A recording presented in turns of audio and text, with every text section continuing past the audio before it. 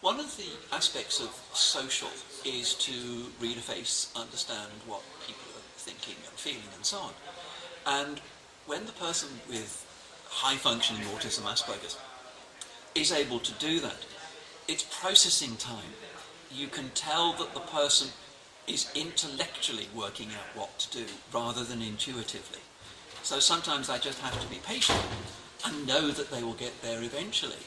But other areas of the brain are taking over that function. And is this always an intellectual function, or is it different in different situations? In some ways it's a bit like learning to drive a car. Initially it's intellectual, change the gears, put the brakes on, etc. But eventually you don't have to concentrate on what your feet's doing, what your hand's doing. You can actually concentrate on what's on the road.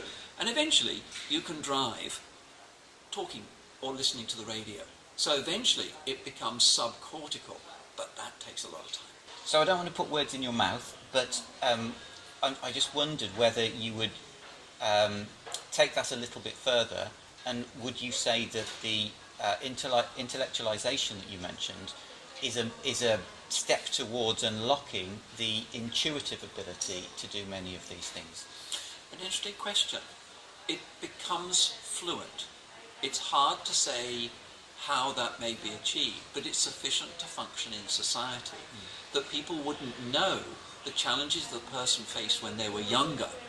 And to a certain extent, as much as you get late walkers, late talkers, you can get late socializers. But it needs to be through early intervention.